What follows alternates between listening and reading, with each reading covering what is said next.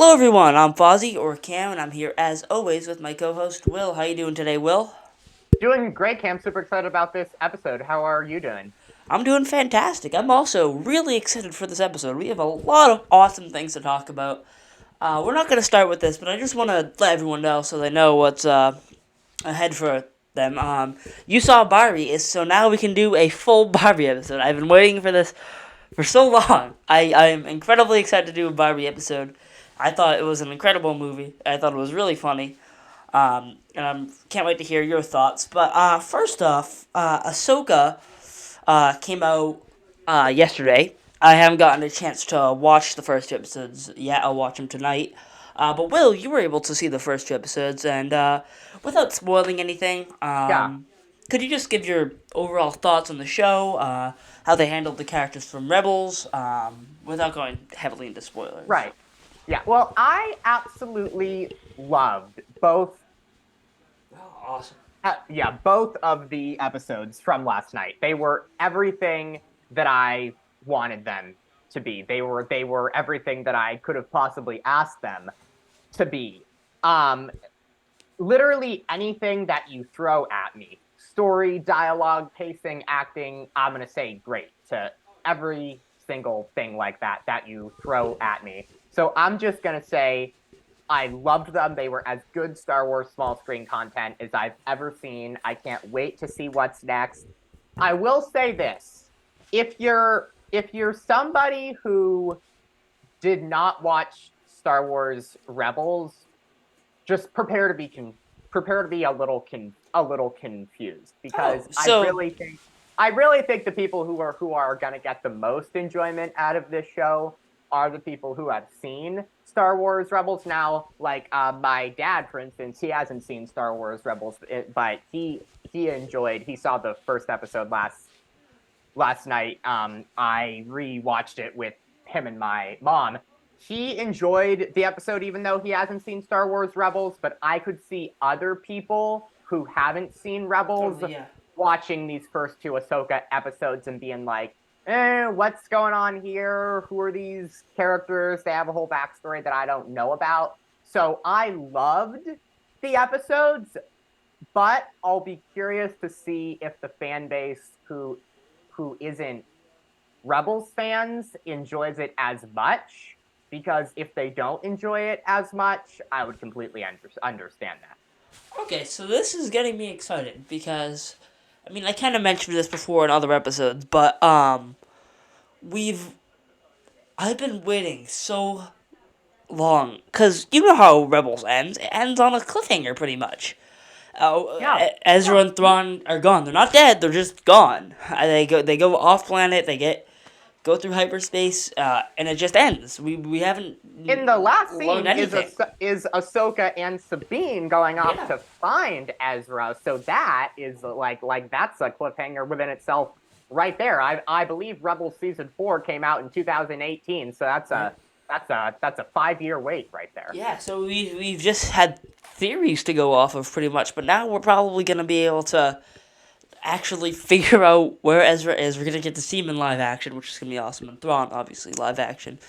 Um, I I am really excited now that I hear you say this because the Rebels characters are basically the main characters. That's what Yeah, it sounded like. Ahsoka, Hera, and Sabine have clearly, to me, been established as the three main characters on this show. To me, this is very clearly a show about those three. This is Yeah, their show to me. yeah. Sabine was one of, if not my favorite character in Rebels. I mean, she just had such a cool character arc. I mean, her being Mandalorians in general are just kind of cool to watch, you know. The Sabine Um, backstory is, I think, as good a backstory as has ever been told in Star Wars. I completely agree. I mean, her whole style almost is really cool. Like, how she likes to take down stormtroopers in all these interesting ways. I think that's really interesting. And we actually haven't there's no other Star Wars character like her, you know? I mean, she can wield the dark saber, obviously, and it looks like, and this she'll be using Ezra's lightsaber. I mean, she's kind of got it all, and she's also a really cool character. Um, yeah, I'm really excited to watch Ahsoka, and now hearing that you loved it, it's making me even more excited. All right, so now let's get to the big stuff. You watched Barbie, Will. I mean, everyone's heard my thoughts. I mean, I every don't think in full though. So if you want, well, I guess you did do an episode yeah, of the only movie show. But if you want to go ahead, please I do. I'll share more of my thoughts, but I just have to hear, and I think everyone else wants to hear, what you thought of the Barbie movie, Will. So, what were your Yeah. thoughts? So it's definitely not the type of movie that I would see every day. It's not the style of movie that I would go to see every day, but I did enjoy it for sure because some of the performances in this thing, fantastic, hilarious. I absolutely loved. I loved. They were making so many points around feminism and masculinity and all of these different things. Like so many points. Just they were trying to make about different things were really well done. It was it was a lighter it was a light comedic tone for the majority of the movie. So there would be some jokes that I thought would land better I than agree on that. others. Yeah, So that was like that was my one thing. Sometimes I would be like, oh, that joke was good, but then I'd be like, that wasn't so great. So it's not the type of movie that I would go to see every day, but overall, I definitely did enjoy it.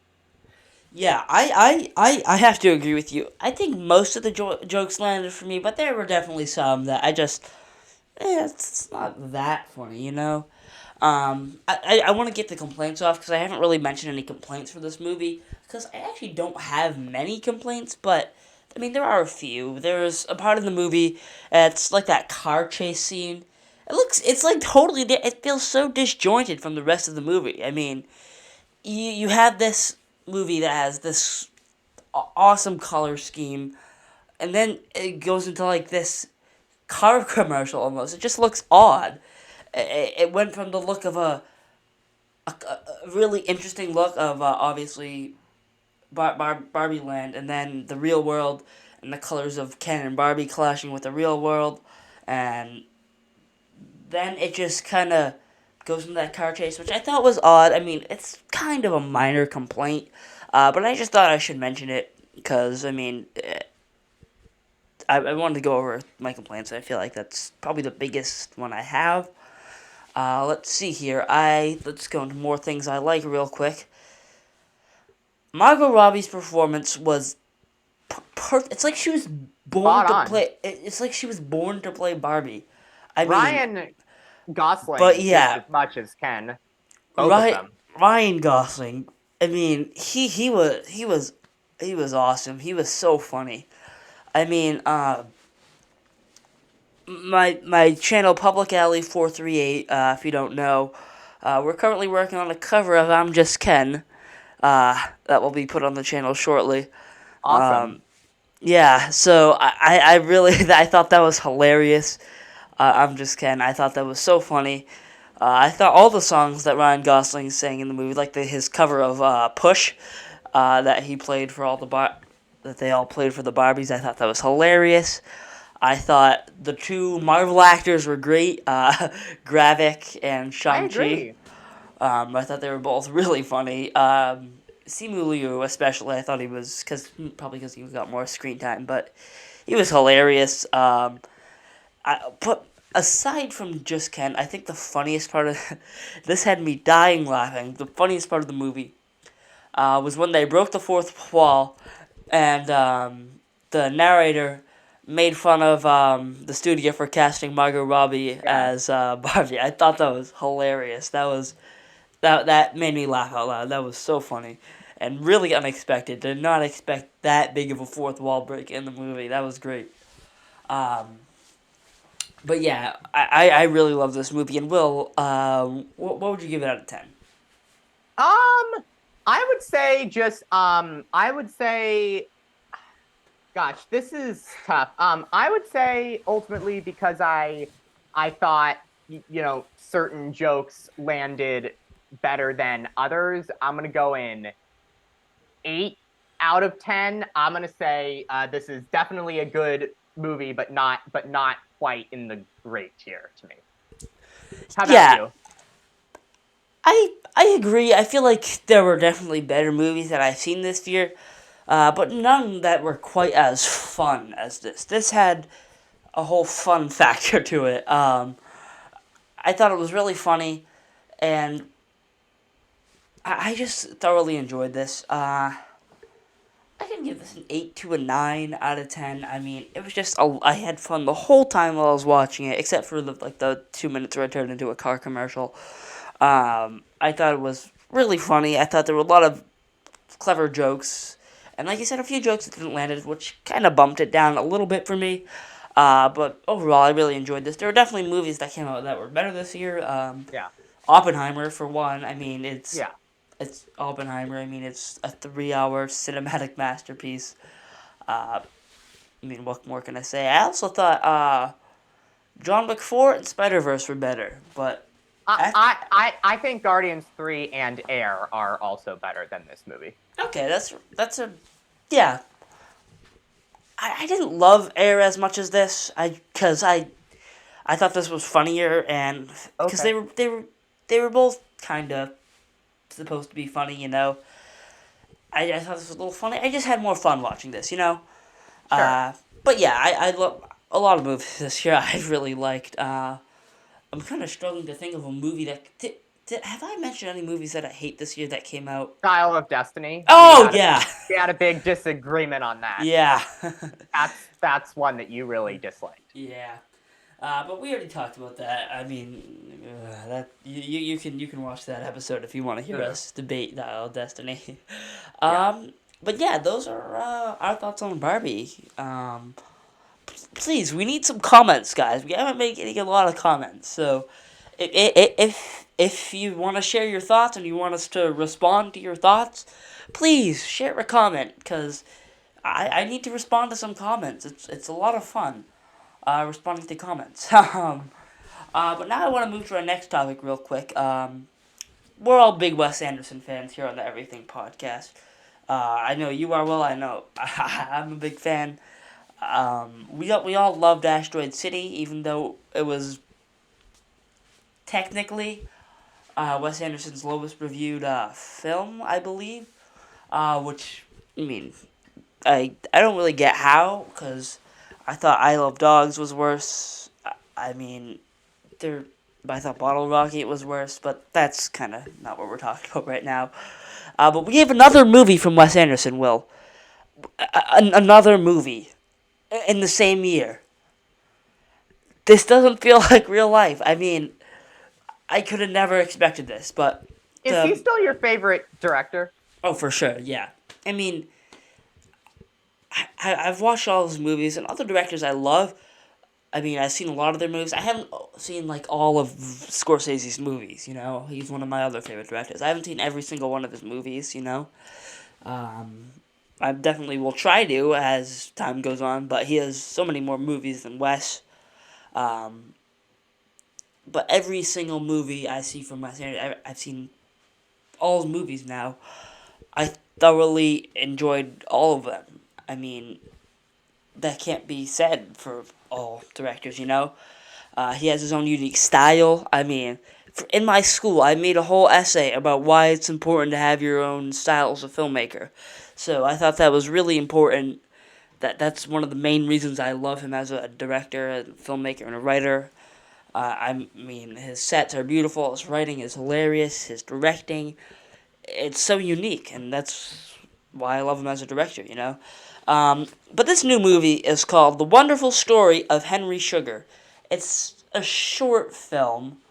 It's 37 minutes long. That I guess it's a short film, but yeah, I'm so excited for this movie. Well, I mean, The cast is awesome. Benedict Cumberbatch in a Wes Anderson movie. That's perfect casting. He belongs in a Wes Anderson movie. Will, um, and I'm excited to see him take this short film format.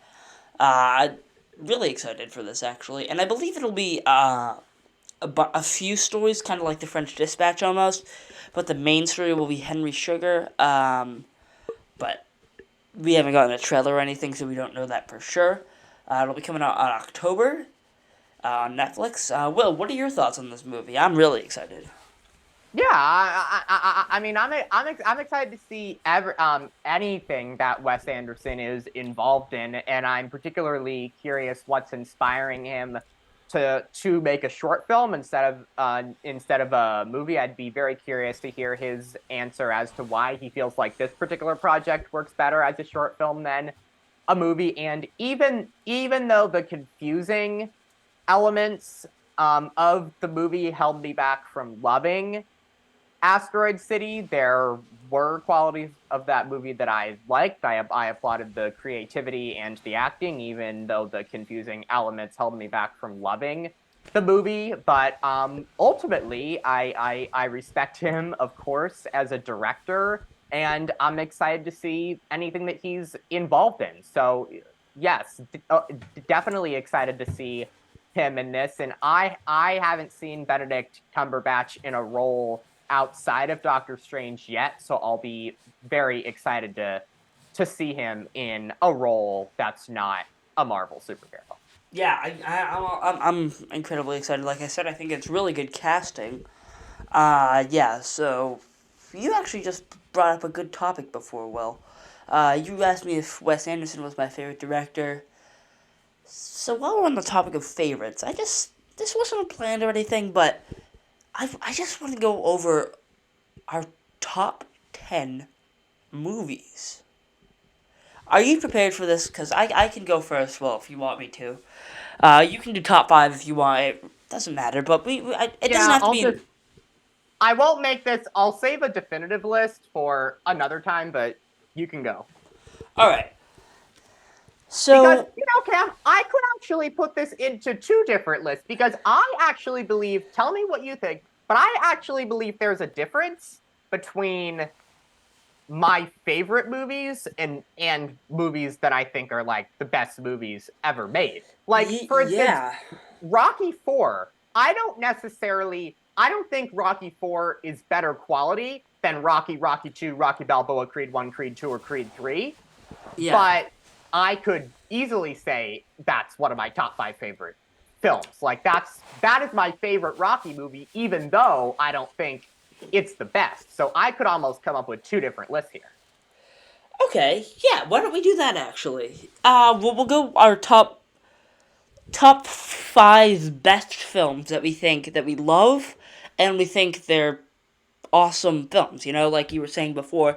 And then we'll go over films that you wouldn't necessarily put in your top 5 or top 10, but you still thoroughly enjoy them and you love them. I have a list ready for that. So while you Yeah. do that, and I'll just go over my top 5 favorite films, and then after you give your top 5, we'll move on to films that we really love, but we wouldn't quite put into our top 5 or top 10. Right. All right. So at number 5 for me. Also, if you guys want to see this, you can follow me on Letterboxd.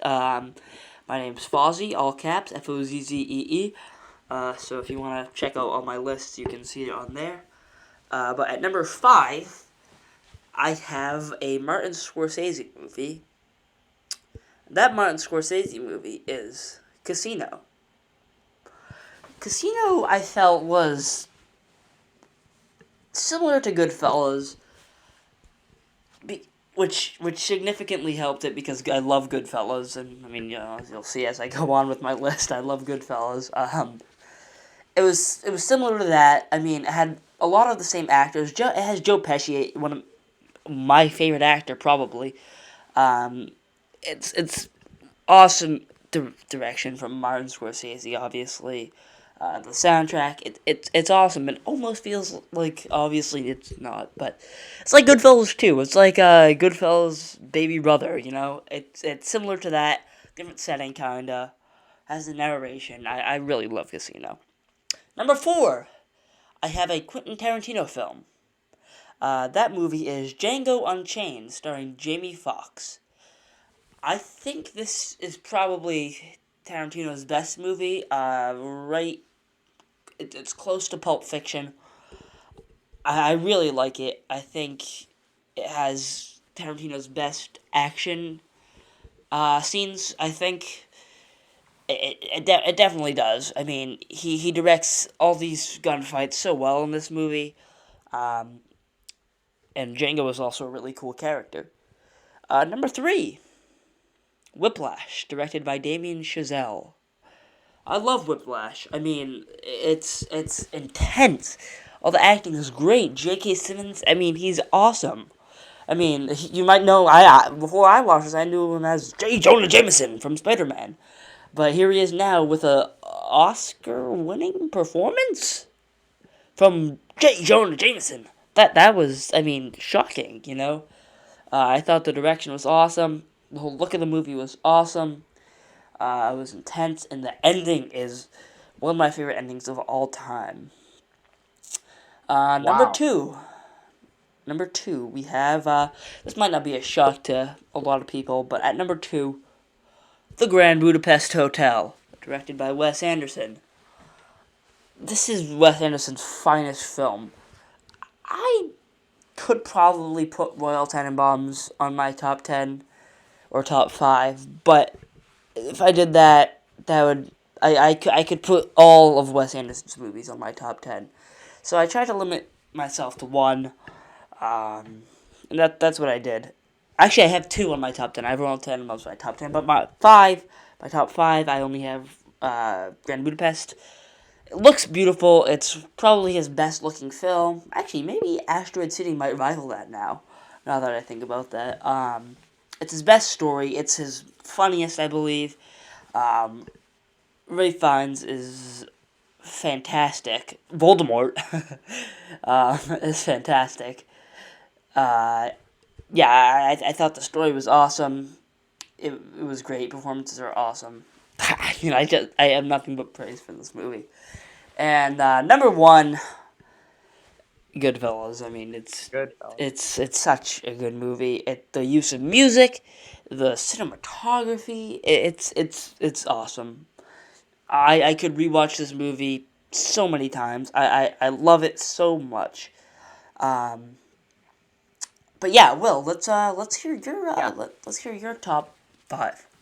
I actually, Cam, I would actually like to give a tease to our audience because I believe this is going to make them come back next week. Do you want to hear my top 5 favorite films? Sure. Come Oh, back next week, same time, same place, and okay. I will reveal them. But if you want to hear them, you're gonna have to come back next week, same time, same place. Okay. Can you go over some of your favorites? Want to do that? So some of my favorites. Let me just say my current favorite movie. Let me just say that You because you can go over a yeah, few if you want. I actually haven't talked about this film really on the podcast, but I watched it back in June and I was just breathtaking. And I think I know you haven't seen it yet, but it was the at the time highest grossing movie of all time, the James Cameron directed Titanic. I thought this thing was a masterpiece. It was epic.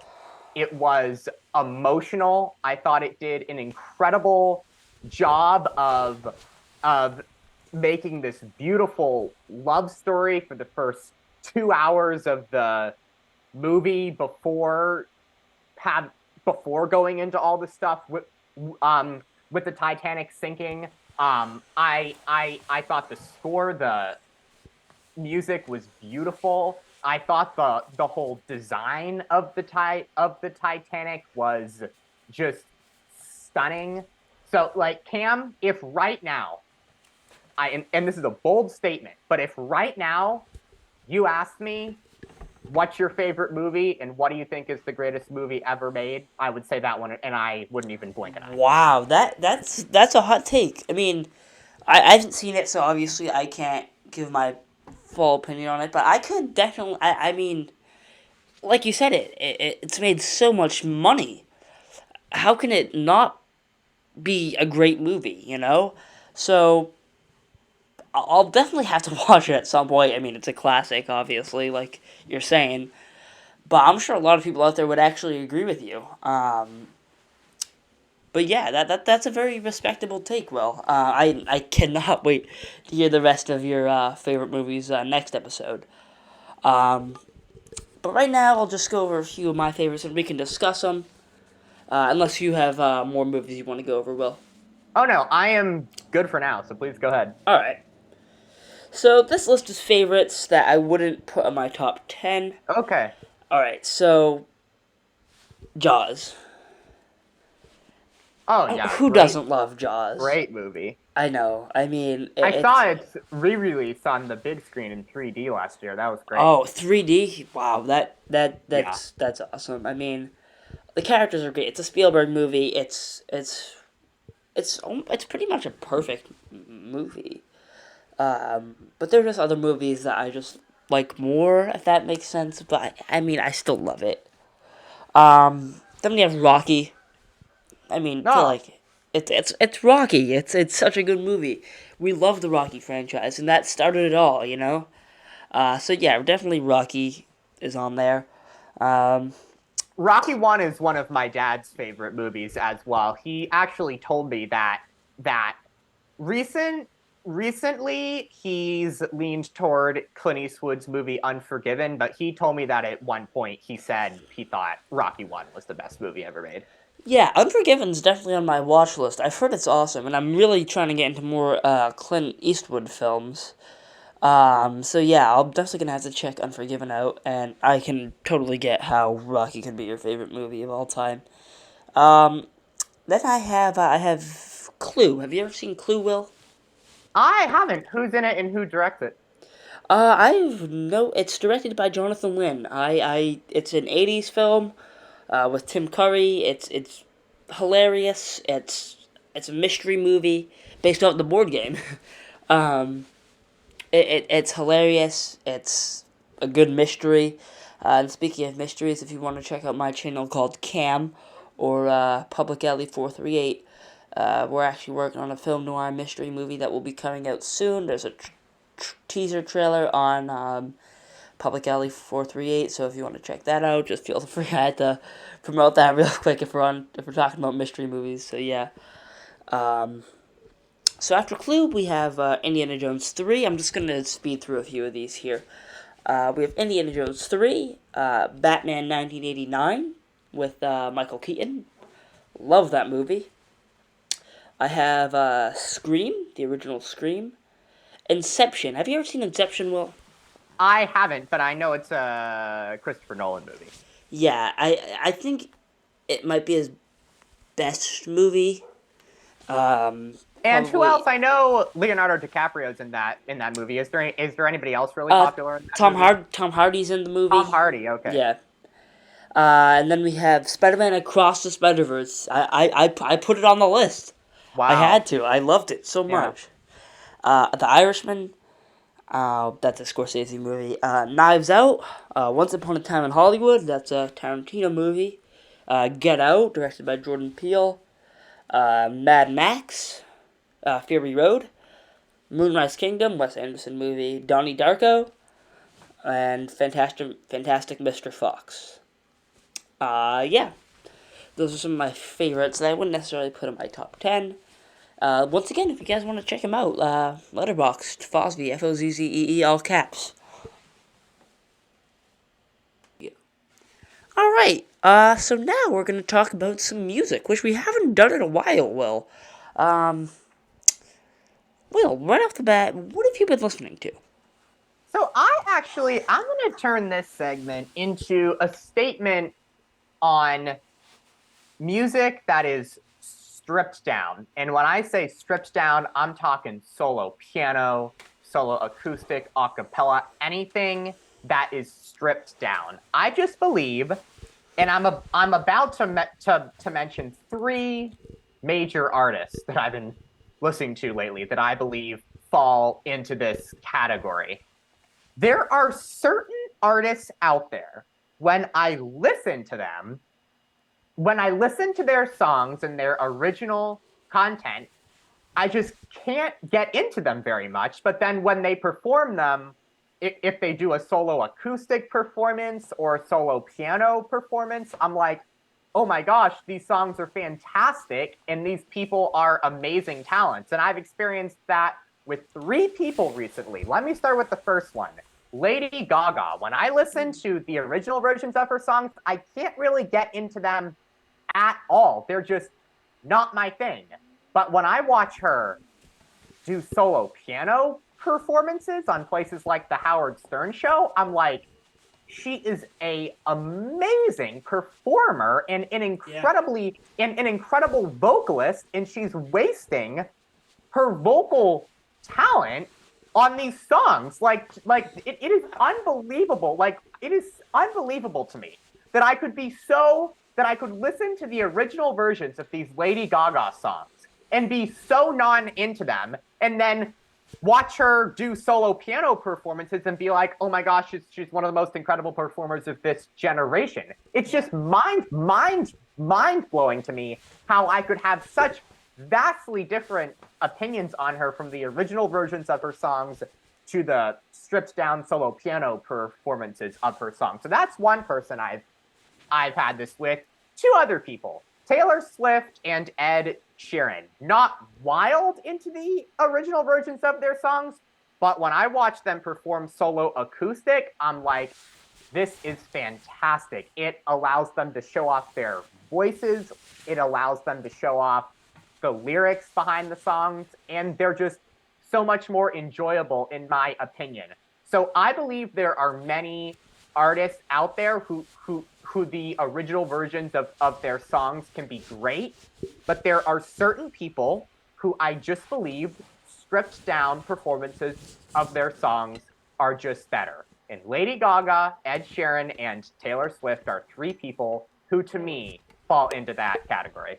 I see what you're saying with Lady Gaga and Sheeran, but really Taylor Swift? Do you think so? Yeah, I enjoy her acoustic more. Wow. Have you listened to any of her full albums?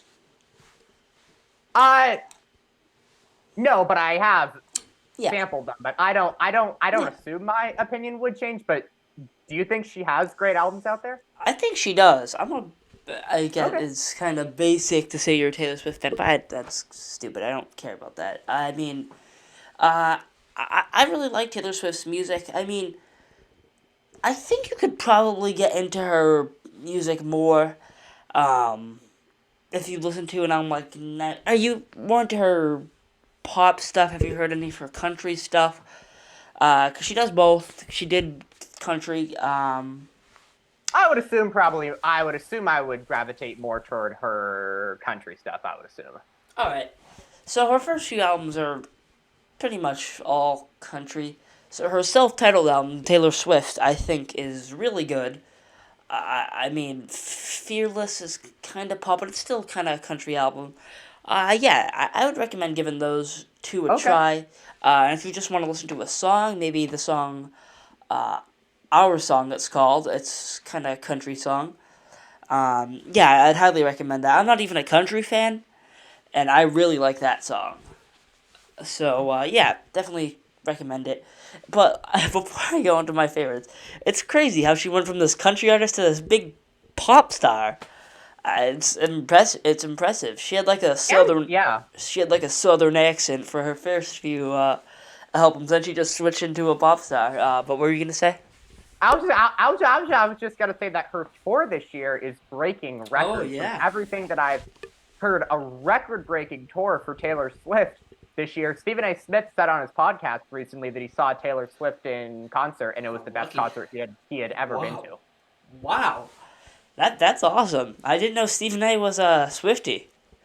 Well, he Um, said that he hadn't listened to her that much, but when he saw her in concert, he was just like, "Oh, oh my gosh, she's an amazing artist." And performer. Yeah, and the thing she's doing with her concerts really smart, I guess.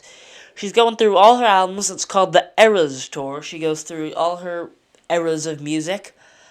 She plays her like two songs from her country stuff, or like one album, then two or three songs from the next, and the next, and the next, and it goes on until up to her most recent album, Midnights, which I thought was great.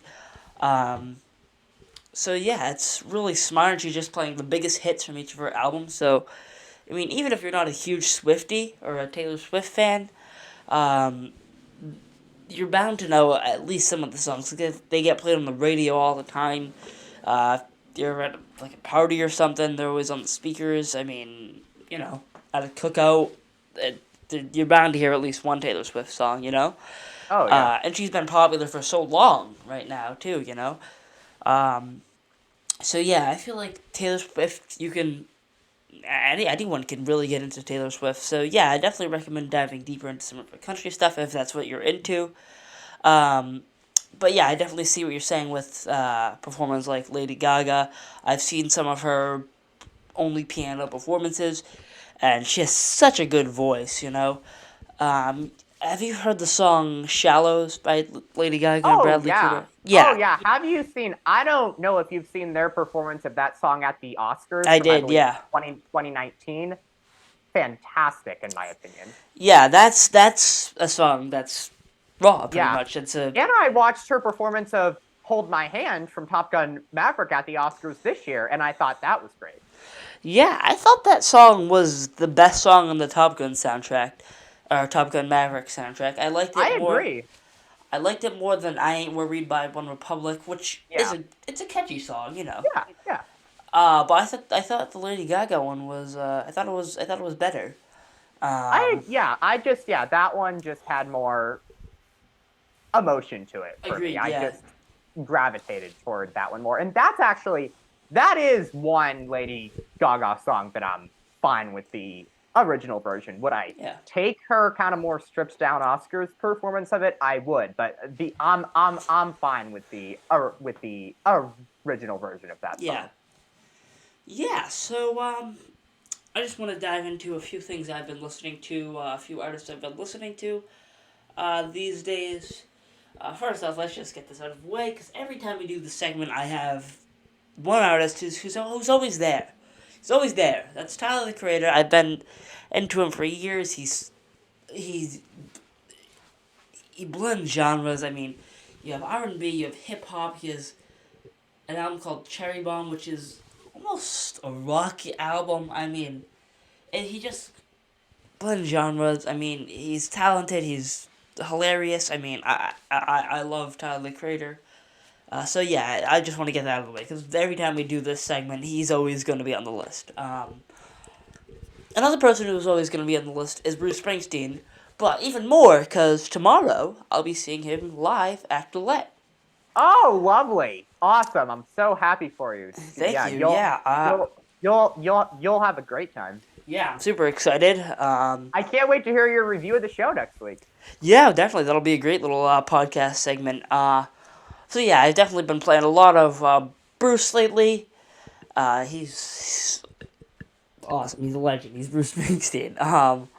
So now this is where we're getting into stuff I haven't mentioned before. This artist is called Joji. I've heard of him before. Uh, Joji, cool name, Joji. I've heard of him before, and I was like, I actually this could actually be a whole different segment, and I've actually been thinking of it for a little music show that we're gonna keep continuing working on, but I still have to finish my video on To Pimp a Butterfly. That's the Kendrick Lamar album. But the thing that drew me to this album was the album art. That could be a segment that's on its own. We'll have to maybe cover that next episode. The album art for his album Nectar is like, oh wow, that's awesome. So I listened to the album. It's an awesome album. So I've listened to every single album of his now, and it's awesome. He has this calm vibe, and sometimes it can be poppier. He has kind of songs for every mood you're in. His mellow songs, his vocals are great. He has more happy songs like the song "Gimme Love." Um, "Glimpse of Us" is obviously a sadder song. I mean, he has a bunch of great songs. My favorite album is definitely Nectar, and then probably Ballads One. He came out with a new album titled Smithereens like 9 months ago now, almost a year ago. I thought that was okay. It was just really short. But yeah, I've definitely been listening to a lot of Joji, and if you're into if it's a calm, if you're having a calm time, you're just trying to chill out, I would definitely recommend listening to Joji, probably their album Nectar. Um, so next artist I'll be seeing live in November or October, one of those months. His name is Thundercat. Thundercat is regarded as one of the best bassists in the world. Um, he makes funky pop music. I mean, he just genre bending again. I mean, he has some great songs. I mean, he has Dragon Ball Durag, great song. Funny Thing, great song. Um, Them Changes is probably his biggest song. You guys might have heard it before. Highly recommend him if you want to hear some funky, fun music that he doesn't take himself too seriously, and that's what makes him so fun to listen to. He's funny in his songs, but he's not trying to be a comedian or anything in his music. His lyrics are just fun. So yeah, I would definitely recommend Thundercat if you're looking for some funkier music. Um, yeah, let's see here. Do we have anyone else that I've been listening to lately? Yes, we do. Will, have you ever listened to Olivia Rodrigo before? Oh yeah, uh huh. Yep. I mean, was it last year or a couple years ago that driver's license went Yeah. viral? Because I do like that song a lot. I would recommend listening to that full album, Sour. It's short. It's an awesome album. She blends pop and rock really well, and her next album will come out the day before my birthday. So it's gonna be called Guts, and I'm really interested because I've loved the singles that have came out. Have you heard Vampire yet? I haven't, but I Yeah, know that it's big right now. Do you like the song? I really do. I mean, it's really awesome. And she has another single that just came out that I'm blanking on the name, and I really like it. It's another kind of rock song. Um, yeah, I just kind of like her vibe. Her music is really good. Um, yeah, I've really been getting into Olivia Rodrigo, and I mean, I know it's kind of she's a Disney star, and that kind of people might think, oh, she's a Disney star, she might not make great music, but that's actually not true.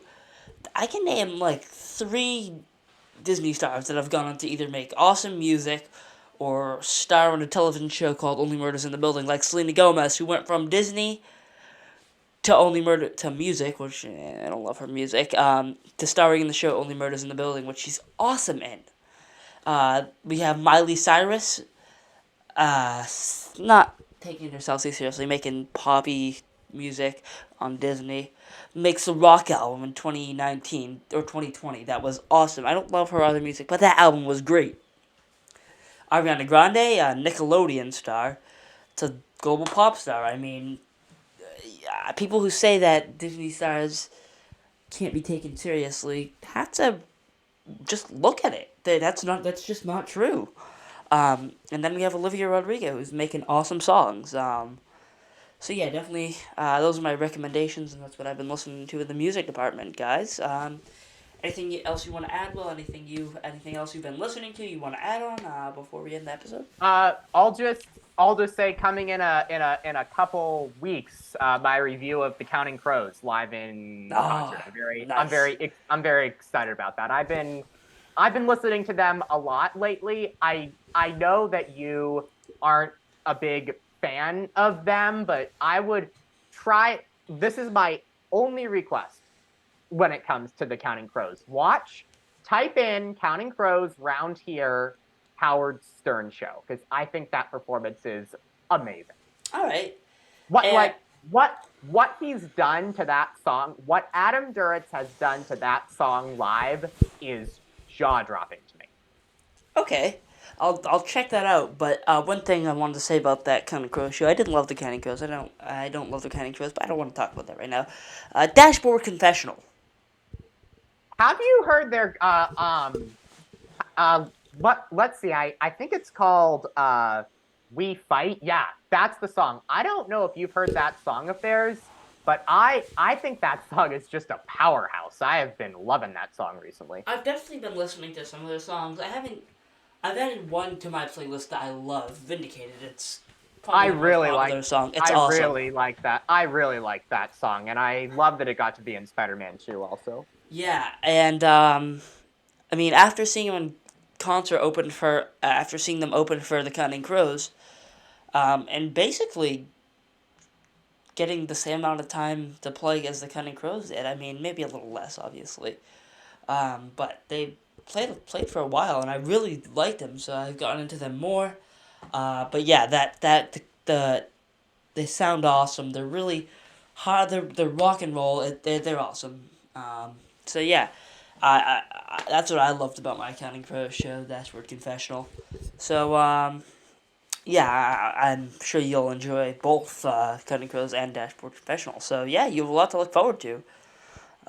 So yeah. And I hope you have so much fun at the Springsteen show tomorrow. Thank That'll you. be great. Yeah, I'll keep you posted, and we'll talk about it on the next episode of the podcast. I will also be talking about Ahsoka because I will probably be watching Ahsoka right after I finish recording this podcast. Um, and we'll definitely let you know my thoughts on that. So yeah, thank you guys so much for tuning in to this episode of the Everything Podcast. Will, thank you for joining me. And yeah, I'll see you next time. Before we end this episode, though, real quick, I've done this a lot in this episode, but two things actually. Letterboxd, definitely check it out. And the new movie coming to Public Alley 438 and Cam. It's called The Bad Case of Death. Um, the teaser's on Public Alley 438. Check it out if you guys want to. Thank you guys so much for watching, and yeah, we'll see you next time.